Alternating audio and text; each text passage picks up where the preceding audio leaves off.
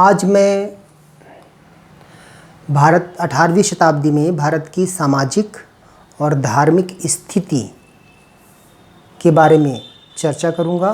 साथ ही सामाजिक और धार्मिक स्थिति को सुधारने के लिए जो 19वीं शताब्दी में सामाजिक धार्मिक आंदोलन शुरू हुआ था उसका भी मैं मूल्यांकन करूंगा। ठीक है, तो इस तरह से आज हम एक साथ इतिहास के दो टॉपिक्स पर चर्चा करेंगे।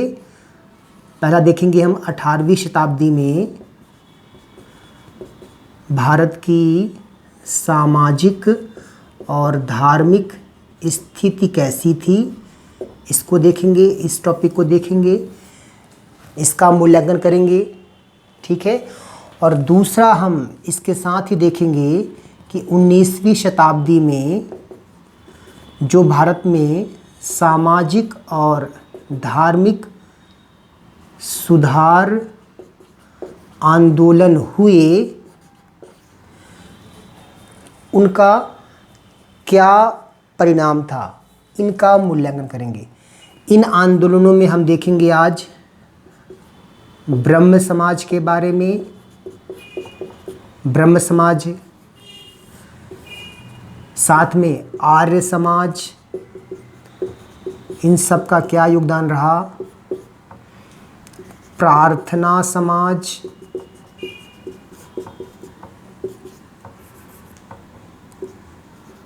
थियोसॉफिकल सोसाइटी, रामकृष्ण मिशन,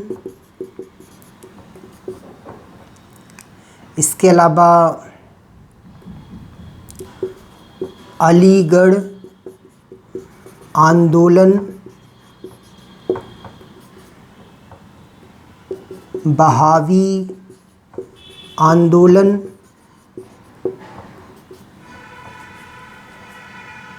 साथ ही फराजी आंदोलन,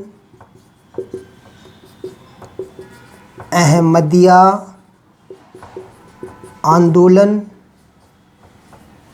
इसके अलावा यंग बंगाल आंदोलन, साथ ही हम देखेंगे जस्टिस आंदोलन,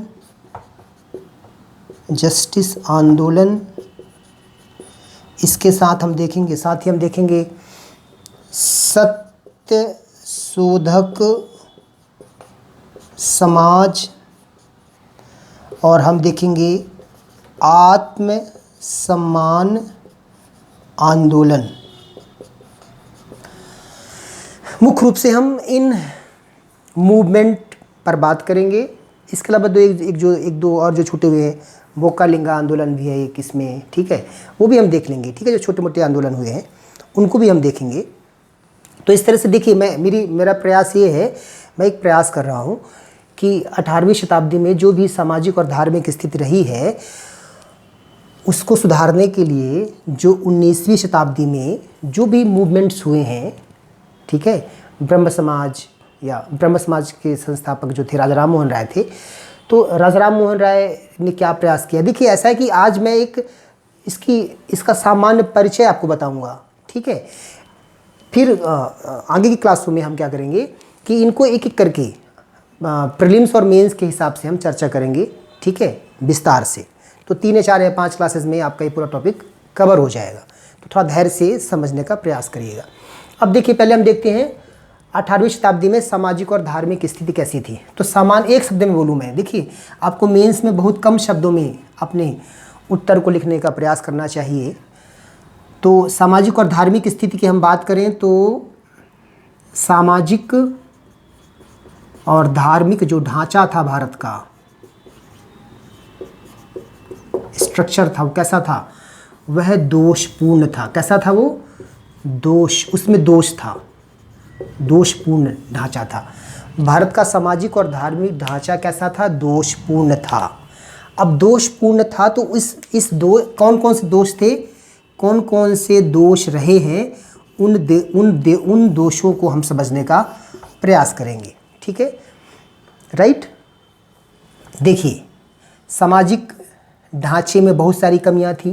पहली बात तो आप कह सकते हो कि समाज में जो नियम थे वो बड़े कठोर थे, है ना। उच्च वर्णों के लिए कुछ अलग नियम थे, निम्न वर्णों के लिए कुछ अलग नियम थे।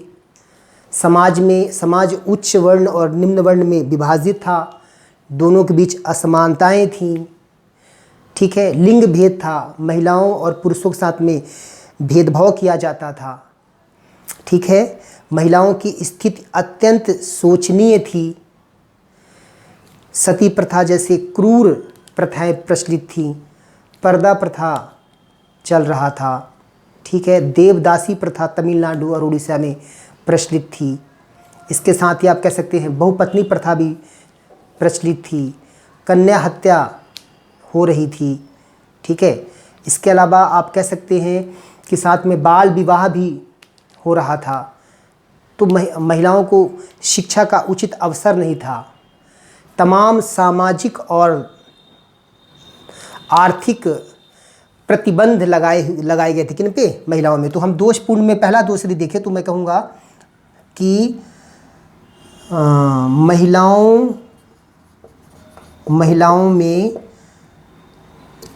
सामाजिक और आर्थिक प्रतिबंध थे।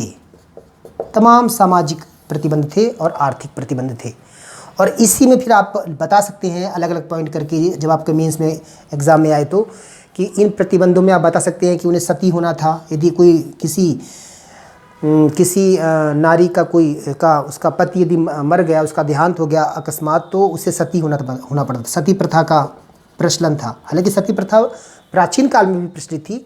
प्राचीन काल में सबसे पहला जो अभिलेखी साक्ष्य मिला है हमें, वो एरन का अभिलेख है, जो बताता है सती प्रथा का पहला साक्ष्य देता है। एरन का अभिलेख 510 AD में यह अभिलेख मिला था। गुप्त काल का अभिलेख है, ठीक है, एरन का अभिलेख। तो सती प्रथा का जो पहला अभिलेखी साक्ष्य है वो यहाँ से प्राप्त हुआ है, ठीक है। तो सती प्रथा यहाँ पर शुरू में जो सती प्रथा थी वो ऐच्छिक थी, नारी की इच्छा से, स्त्री की इच्छा से हुआ करती थी।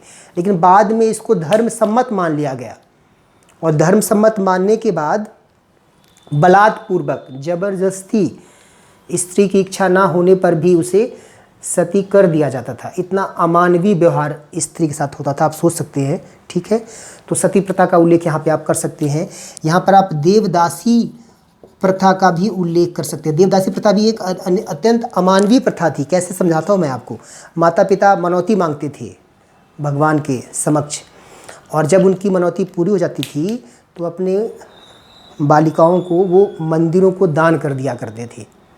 उन्हें ही हम देवदासी कहते हैं। उड़ीसा और तमिलनाडु में यह प्रथा प्रचलित थी। और आप सोचिए कि देवदासी को आजीवन विवाह करने की अनुमति नहीं थी। अब आप सोचिए उसका जीवन कितना कष्टप्रद होता रहा होगा। तो देवदासी प्रथा को भी हम शामिल करेंगे। साथ ही हम कह सकते हैं बाल विवाह। बाल विवाह तो सबसे अमानवीय प्रथा हम कहेंगे, क्योंकि बाल विवाह का मतलब है कि बालिका को हर तरह से वंचित कर देना, शिक्षा से वंचित कर देना, ठीक है। बालकपन का जो एक आमोद प्रमोद होता है उससे वंचित कर देना, उसके पास एक बड़ी जिम्मेदारी दे देना, ठीक है। कम उम्र में उसका माँ बन जाना, ठीक है। जिम्मेदारियों का पालन करना, कितना बड़ा आप सोच सकते हैं कि उस पर एक जिम्मेदारी डाल दी जाती थी बाल विवाह करके। तो बाल विवाह भी एक क्रूर प्रथा थी उस समय, हम कह सकते हैं। साथ में आप इसमें और चीज़ें जोड़ सकते हैं। पर्दा प्रथा मुख्य रूप से उच्च वर्ग में था। सती प्रथा भी मुख्य रूप से उच्च वर्ग में था, ध्यान रखिए, ठीक है। और ऐसे पर्दा प्रथा भी क्या था, उच्च वर्ग के जो हिंदू थे और मुस्लिम दोनों में था। तो पर्दा प्रथा से भी महिला क्या हुई, शिक्षा से वंचित रही मुख्य रूप से, क्योंकि यदि पर्दे में रहेगी महिला तो फिर कैसे स्कूल जाएगी, कैसे विद्यालय जाएगी। तो इस तरह से पर्दा प्रथा से कहीं न कहीं जो महिला का जो विकास है वो क्या हो गया, संकुचित हो गया, स्पेशली शिक्षा के क्षेत्र में, ठीक है। तो पर्दा प्रथा भी प्रचलित थी। इसके साथ ही आप कह सकते हैं बहुपत्नी प्रथा भी प्रचलित थी। एक ही पुरुष बहुत सारी स्त्रियों से शादी करता था, तो एक तरह से शोषण होता था स्त्री का, ठीक ठीक है। बेमेल विवाह भी हुआ करते थे। बेमेल विवाह मतलब कि बालिका जो है, स्त्री जो है वो बहुत कम उम्र की है और पुरुष बहुत ज़्यादा उम्र का है और दोनों में विवाह हुआ करता था, तो बेमेल विवाह भी हुआ करते थे, ठीक है। इस तरह से तमाम ऐसी कुरीतियाँ थी उस समय, ऐसी परंपराएं थीं जो जहाँ पर हम कह सकते हैं कि जो स्त्रियाँ थीं वो बंधन से मुक्त नहीं थी, बंधन से युक्त थी, ठीक है। समाज ने उनको बांध रखा था, ठीक है। इसलिए मैंने यहाँ बोला कि महिलाओं में अनेक सामाजिक और आर्थिक क्या थे, प्रतिबंध थे, उन्हें स्वतंत्रताएं नहीं थीं, ठीक है। तो एक दोष तो ये हो गया, राइट। इसके अलावा एक दोष आप बता सकते हैं, एक दोष क्या बता सकते हैं, वर्ण व्यवस्था को। वर्ण व्यवस्था, देखिए वर्ण व्यवस्था यदि कर्म आधारित है तो बुरी नहीं है। वर्ण व्यवस्था यदि कैसी हो, कर्म आधारित हो, कि कर्म के आधार पर हम किसी को ब्राह्मण, क्षत्रिय, वैश्य, शूद्र कहें, तो ये इसमें कोई बुराई नहीं है। और समाज को व्यवस्थित करने के लिए वैदिक युग में, वैदिक काल में वर्ण व्यवस्था को लाया गया था, लेकिन बाद में वर्ण व्यवस्था में कठोरता आती गई और उत्तर वैदिक काल तक आते आते वर्ण व्यवस्था कैसी हो गई, जन्मजात हो गई। और आगे जाकर वर्ण व्यवस्था में और भी कठोर नियम हुए। जब मनुस्मृति आप पढ़ेंगे तो आप देखेंगे प्राचीन भारत में मनुस्मृति में तो तमाम जो प्रतिलोम विवाह थे उन पर प्रतिबंध लगा दिया गया था, ठीक है। तो इस तरह से बहुत सारी अंतर्जातीय विवाह प्रतिबंधित था। तो वर्ण व्यवस्था में क्या आप कह सकते हैं, वर्ण व्यवस्था भी एक क्या था, दोषपूर्ण था। कैसा वर्ण व्यवस्था, जन्म से वर्ण व्यवस्था, अर्थात जन्म से कोई ब्राह्मण होगा, यह व्यवस्था क्या थी, हमारे समाज का एक, हमारे सामाजिक ढांचा की ये क्या है, दोष है, ठीक है। आप ऐसा कह सकते हैं। बाद में यही वर्ण जो है जातियों में और उपजातियों में डिवाइड हो गई, उपजातियों में भी क्या हो गई, विभाजित हो गई। इसके साथ ही आपको ये भी समझना है कि साथ ही जातियां और उपजातियां जो हैं, ठीक है, बनने के बाद समाज में दो और वर्ग बन गए। समाज में क्या हो गया, दो और वर्ग बन गए, ठीक है। एक वर्ग तो जो था उसे बोलते हैं उच्च वर्ग, जिसमें तथाकथित ब्राह्मण, क्षत्रिय शामिल थे, और एक वर्ग था निम्न वर्ग, ठीक है। तो जो उच्च वर्ग के लोग थे वो अपने आप को पवित्र मानते थे। क्या मानते थे अपने आप को, कि हम पवित्र हैं, ठीक है। और निम्न वर्ग को वो क्या मानते थे, अपवित्र मानते थे, कि ये अपवित्र हैं, अपवित्र हैं। तो जब ये अपवित्र हैं तो इनको ये क्या मानते थे, अछूत मानते थे, कि ये अछूत हैं। अछूत का कॉन्सेप्ट आया, अस्पृश्यता जिसे बोलते हैं, तो अछूत का कॉन्सेप्ट आया, ठीक है। तो इस तरह से अब ध्यान समझिएगा, जब इनको अपवित्र माना जाएगा, अछूत माना जाएगा, तो इनमें क्या आएंगी, हीन भावनाएं आएंगी। इनकी भावनाएं कैसी हो जाएंगी, इनमें हीन भावनाएं आएंगी। और जब हीन भावना आएगा तो कहीं ना कहीं समाज का जो विकास है वो क्या होगा, अवरुद्ध होगा ना। समाज के विकास में सबका बराबर का योगदान है। समाज यदि विकसित हो रहा है तो उसमें सबका योगदान है, चाहे कोई किसी वर्ग का व्यक्ति हो। तो यहाँ पर जब उनमें हीन भावना आई तो क्या हुआ, समाज कहीं ना कहीं क्या हुआ, समाज का जो विकास है क्या हुआ, वो अवरुद्ध हुआ। समाज का जो दृष्टिकोण है क्या हुआ, संकुचित हुआ, ठीक है। तो इस तरह से, और दूसरी बात समझिए कि ये पवित्र हैं या अपवित्र हैं, तो इनमें हीन भावना आई और इनके प्रति जो निम्न वर्ग के लोग हैं उनमें उच्च वर्ग के प्रति क्या हुआ, असंतोष पैदा हुआ। और जब असंतोष पैदा हुआ, इनके प्रति क्या हुआ, असंतोष पैदा हुआ, तो इससे जो सामाजिक एकता है, सामाजिक जो ढांचा है क्या हुआ, वो कमज़ोर हुआ। सामाजिक एकता या सामाजिक ढांचा क्या हुआ, कमज़ोर हुआ।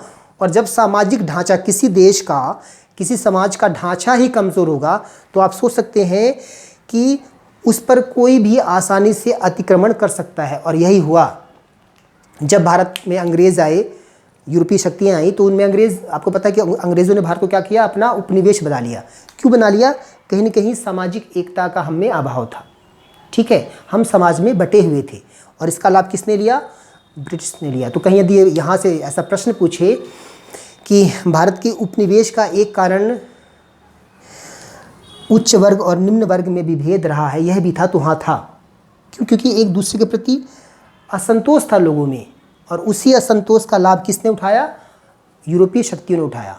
और उन्होंने हमें क्या किया, अपना गुलाम बना लिया। हम उनके क्या बन गए, उपनिवेश बन गए, ठीक है। तो इस तरह से आप ये बात समझ गए होंगे। एक ये भी दोष है। एक दोष तो ये बताएंगे कि महिलाओं में आर्थिक और सामाजिक प्रतिबंध थे अनेक तरह से। एक दोष ये बताएंगे कि मेंस में ये प्रश्न आएगा लिखने के लिए, तो बता रहा हूँ मैं। एक आप बताएंगे कि वर्ण व्यवस्था में भी दोष था कि यह जन्मजात आधारित था, न कि कर्म आधारित, ठीक है। और यही बाद में अछूत का कॉन्सेप्ट आएगा और यहाँ पर जो हमारी सामाजिक एकता है वो क्या होगी, टूटेगी। और इससे हम क्या होंगे, उपनिवेश हो जाएंगे, किसके, ब्रिटिश के, अंग्रेज़ के, ठीक है। इसके साथ ही आप एक चीज़ और समझिए कि जो निम्न वर्ग का, जिसे हम बोलते हैं कि वो अपवित्र है, जब उसमें हीन भावना आई तो इसका लाभ किसने उठाया, ईसाइयों ने। जो ईसाई मिशनरियाँ हैं, जो ईसाई मिशन के लोग थे, उन्होंने इनका क्या कर दिया, ईसाईकरण कर दिया। क्या कर दिया, ईसाई, इन्हें ईसाई बना दिया, इनका ईसाईकरण कर दिया, ठीक है। तो धर्मांतरण कर दिया, तो हमारे समाज के लोगों का धर्मांतरण हुआ। यह भी आप समझने का प्रयास करिए, ठीक है ना। तो इस तरह से निम्न वर्ग के लोगों का अनुचित लाभ उठाया किन्होंने, जो ईसाई मिशनरियाँ आई थी भारत से, उन्होंने। और भारत का क्या किया उन्होंने, ईसाईकरण किया। यह भी आप समझिए, ठीक है। तो भारत का जो समाज है वो कहीं कहीं समाज का जो ढांचा है वो क्या हुआ, कमज़ोर हुआ, ठीक। इसके अलावा देखिए, चूँकि भारत में एक और इसमें दोष आप क्या दे सकते हैं कि जो समाज था वो निष्क्रिय था। समाज में क्या थी, निष्क्रियता थी। समाज में क्या थी, निष्क्रियता।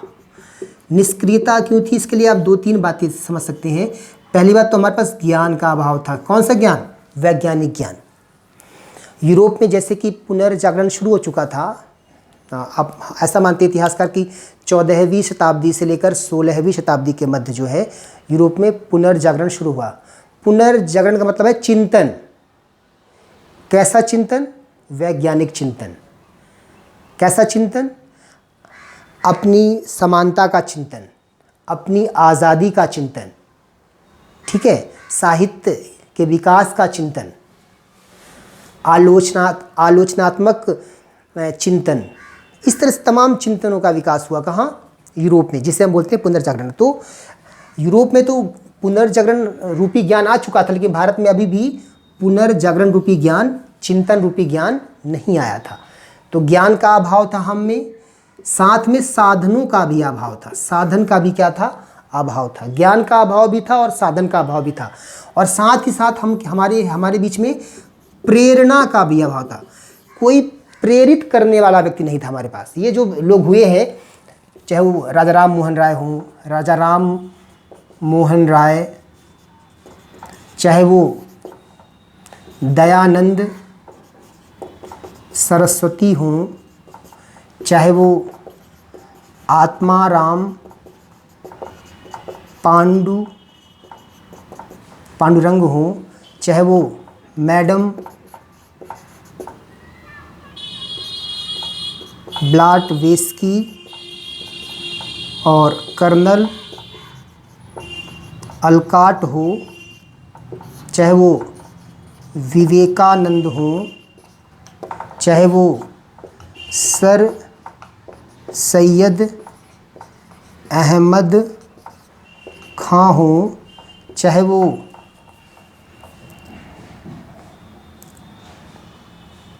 शाह वली उल्लाह, तथा साथ में एक इनका नाम और एक इसमें आएगा, सैयद अहमद बरेलवी, ठीक है। इसके अलावा हाजी शरीयत उल्लाह, राइट। अहमदिया आंदोलन के जो थे संस्थापक थे वो गुलाम अहमद थे। यंग बंगाल मूवमेंट के जो संस्थापक थे उनका नाम था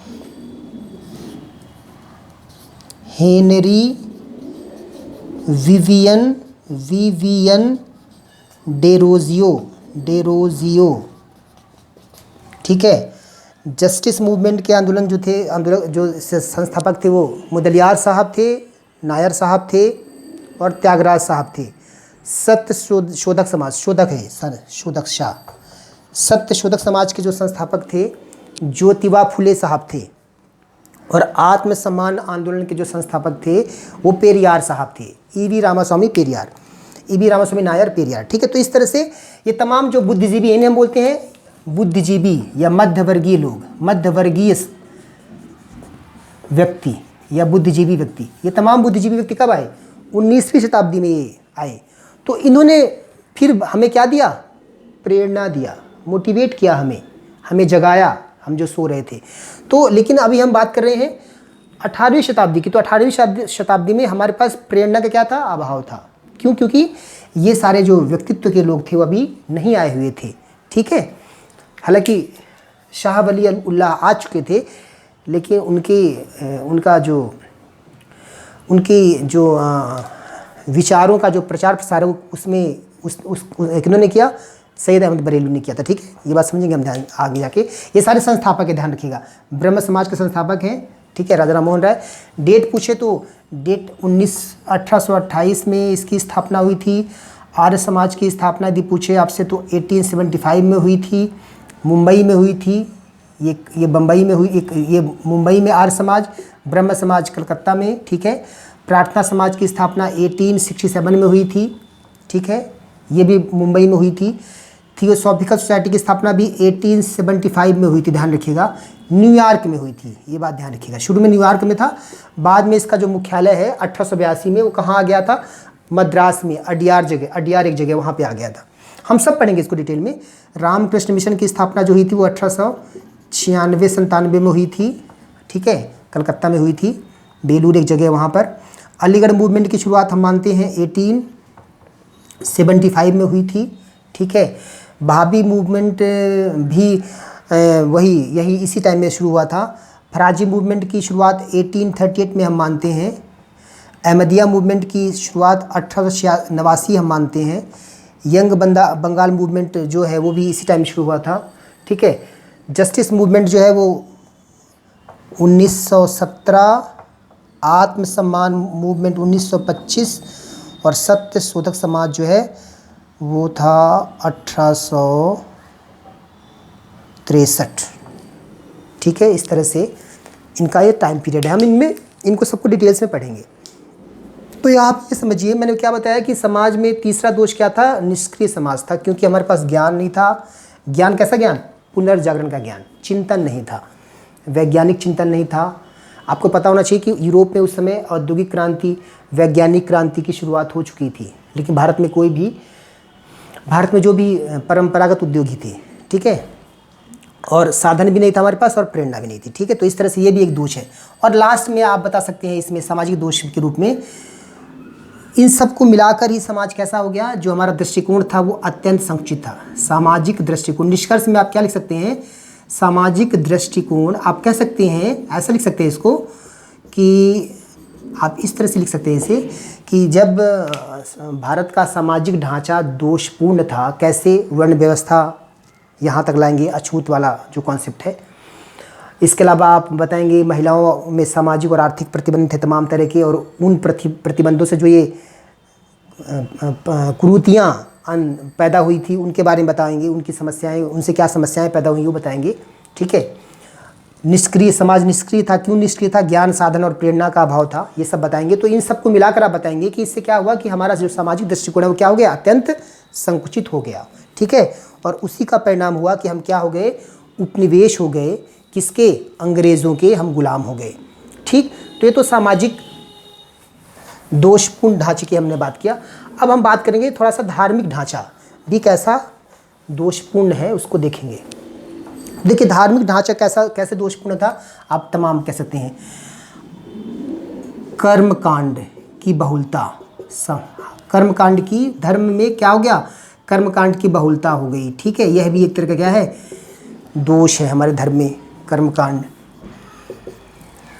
इसके अलावा बहुदेववाद का जो कॉन्सेप्ट है, बहुदेववाद, हालांकि बहुदेववाद जो है उत्तर वैदिक काल में आ गया था। उत्तर वैदिक काल में भी हमें बहुदेववाद का कॉन्सेप्ट मिलता है। ठीक है, तो बहुदेववाद का जो की अवधारणा, ये भी एक तरह से दोष है हमारे धर्म में। ठीक है, साथ में आप कह सकते हैं, क्योंकि देखो बहुत सारे लोगों ने, जैसे ब्रह्म समाज और आर्य समाज ने मूर्ति पूजा का खंडन किया है। ठीक है, हालांकि ये बात ध्यान रखिएगा कि जो रामकृष्ण मिशन के संस्थापक थे विवेकानंद ने, उन्होंने मूर्ति पूजा का समर्थन किया है। ठीक है, तो ये हम सब विस्तार से इसका हम उल्लेख करेंगे। तो ब्रह्म समाज और आर्य समाज ने मूर्ति पूजा का क्या किया, उन्होंने खंडन किया है। तो मूर्ति पूजा भी एक तरह से दोष हम मान लेते हैं। ठीक है, मूर्ति पूजा, क्योंकि देखिए वैदिक काल में मूर्ति, आरंभिक वैदिक काल की बात कर रहा हूँ, प्रारंभिक वैदिक काल में ना तो कर्मकांड था, न बहुदेववाद था, न ही मूर्ति पूजा थी। तभी तो आर्य समाज का क्या स्लोगन था, वेदों की ओर लौटो। आरंभिक जो वेद था, आरंभिक जो वेद है उनमें इन सब का किसी का उल्लेख नहीं है। उत्तर वैदिक जो काल है उसमें ये सारे कॉन्सेप्ट आते हैं। ठीक है, तो मूर्ति पूजा का खंडन किया गया था। राइट, साथ ही देखिए जो पुरोहितवाद है, यह भी क्या है, एक तरह का दोष है हमारे धर्म में। पुरोहितवाद की हम मानते हैं कि यदि जो पुरोहित है, यदि हम उसकी पूजा करेंगे तो वह हमें मोक्ष तक ले जाएगा, ऐसा नहीं है। साथ में हम कह सकते हैं कि ये जो मोक्ष की अवधारणा है ना, जो धार्मिक पुस्तकें हैं, धार्मिक पुस्तकों का सम्मान करना चाहिए, मैं ये नहीं कह रहा हूँ, लेकिन धार्मिक पुस्तकों को हम ही ये मानते हैं कि ये मोक्ष का साधन बन है। धार्मिक पुस्तकें हमारी क्या है, मोक्ष का साधन है, ऐसा नहीं है। यदि आपको ईश्वर की अनुभूति करनी है, प्राप्ति तो खैर हो नहीं सकती किसी को, ईश्वर की यदि आपको अनुभूति करनी है तो आपको सरल ढंग से प्रार्थना करना है, भक्ति मार्ग में चलना चाहिए। ठीक है, तो इस तरह से ये धार्मिक पुस्तकों का भी खंडन, ये सारी चीज़ें अब पढ़ेंगे कि ब्रह्म समाज, आर्य समाज, प्रार्थना समाज, इन सब ने इन सब का विरोध किया था। पुरोहितवाद का, धार्मिक पुस्तकों का भी इन्होंने विरोध किया। अवतारवाद का भी विरोध किया है। ठीक है, अवतारवाद का भी विरोध किया गया। तो ये तमाम हमारे धर्म में क्या है, ये सारी धार्मिक क्या है, हम कह सकते हैं कि ये कहीं ना कहीं धार्मिक धर्म को जो है दोष पूर्ण बना रहे हैं। ये जो विशेषताएं हैं धर्म में, जो ये विशेषताएं शामिल की गई, इन्होंने कहीं ना कहीं धर्म को क्या कर दिया है, दूषित कर दिया। देखिए सभी धर्म जो शुरू में ना, सभी धर्म शुरू में क्या थे, पूरी तरह से सत्य थे, पवित्र थे। ठीक है, लेकिन जब उनमें जैसे जैसे धर्म आगे बढ़ा तो उनमें तमाम अनेक विशेषताएं आती गई। जैसे मैं बताया कि कर्मकांड वगैरह बाद में आए हैं, मूर्ति पूजा बाद में आया, ठीक है, बहुदेववाद बाद में आया, अवतारवाद बाद में आया। तो जैसे जैसे ये विशेषताएं धर्म में शामिल होती गई, धर्म कैसा होता गया, दूषित होता गया। ठीक है, यही उल्लेख किया है राजा राम मोहन राय ने। राजा राम मोहन राय ने कहा है कि सभी धर्म सत्य हैं और एक ईश्वरवाद को कहते हैं, लेकिन बाद में आगे चलकर धर्म कैसा हो गया, दूषित हो गया। पुराणों ने धर्म को क्या कर दिया, दूषित कर दिया। ठीक है, तो इस तरह से आप धार्मिक ढांचे में जो बुराइयां हैं उनको आप बता सकते हैं। ठीक, तो इस तरह से 18वीं शताब्दी में सामाजिक और धार्मिक स्थिति कैसी थी, इस पर मैंने बात किया।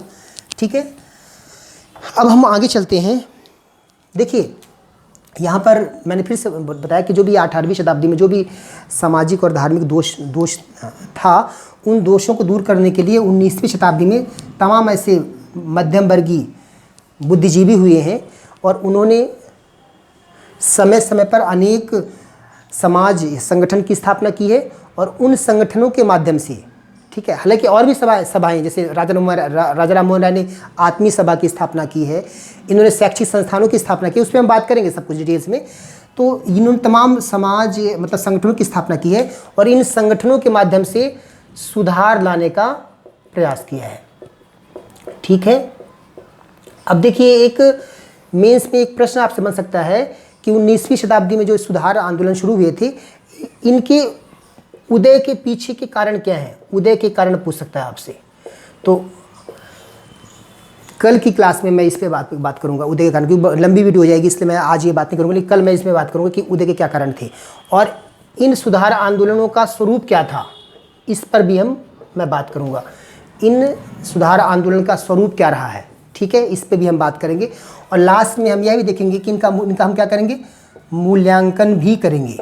लेकिन आज थोड़ा सा मैं आपको बताना चाहूँगा कि जितने भी ये संगठन थे या जो मूवमेंट थे, ठीक है, इन्होंने, इनके जो नेतृत्वकर्ता थे, ये जो नेतृत्वकर्ता हैं ये कौन है, मध्यम वर्गीय समाज। ये बात ध्यान रखिएगा, 19वीं शताब्दी में जो भी सामाजिक धार्मिक सुधार मूवमेंट शुरू हुए थे उनका नेतृत्वकर्ता पूछे तो कौन था, मध्यम वर्गीय रहा है। और इसीलिए मध्यम वर्गीय समाज इससे प्रभावित हुआ है, ना कि इसका दायरा क्या था, सीमित रहा है। मध्यम वर्गीय समाज, शहरी समाज ही प्रभावित हुआ है इन मूवमेंट से। ग्रामीण जो समाज है वो क्या रहा है, बहुत कम प्रभावित हुआ है या छूता रहा है, हम ऐसा कह सकते हैं। ठीक है, इसके अलावा ये ध्यान रखिएगा कि इनके पास अपने आंदोलन को या अपने संगठन को या इन सुधार लाने के लिए इन्होंने कौन कौन से माध्यमों का प्रयोग किया। इन संगठनों ने समाज में सुधार लाने के लिए किन किन माध्यमों का प्रयोग किया। तो माध्यम के रूप में हम कह सकते हैं पत्र पत्रिकाओं का मुख्य रूप से इन्होंने क्या किया, उपयोग किया। साथ में शैक्षणिक संस्थाओं का भी इन्होंने क्या किया, प्रयोग किया। पत्र पत्रिकाओं और शैक्षणिक संस्थाओं का मैं थोड़ा सा बता देता हूँ। देखिए, राजा राम मोहन राय ने वैसे मुख्य रूप से इनके 3 पत्र थे। एक तो संवाद कौमुदी, क्या था एक पत्र, संवाद कौमुदी। थोड़ा सा समझ लीजिए, बाकी जब हम राजा राम मोहन राय पढ़ेंगे डिटेल्स में तो सारा अच्छे ध्यान पढ़ेंगे उसको। इनका राजा राम मोहन राय का जो पत्र था वो था संवाद कौमुदी, ठीक है, बंगाली भाषा में था। एक था मिरातुल अखबार, फारसी में था। और एक था ब्रह्मा क्रॉनिकल, ठीक है, अंग्रेजी में था। राइट। राजा राम मोहन राय ने 2 शैक्षिक संस्थाओं की स्थापना की थी। एक तो 1817 में कलकत्ता में हिंदू कॉलेज, ठीक है, हिंदू कॉलेज की स्थापना की थी। किसके सहयोग से, एग्जाम में आता है, डेविड हेयर के सहयोग से, ये बात ध्यान रखिएगा।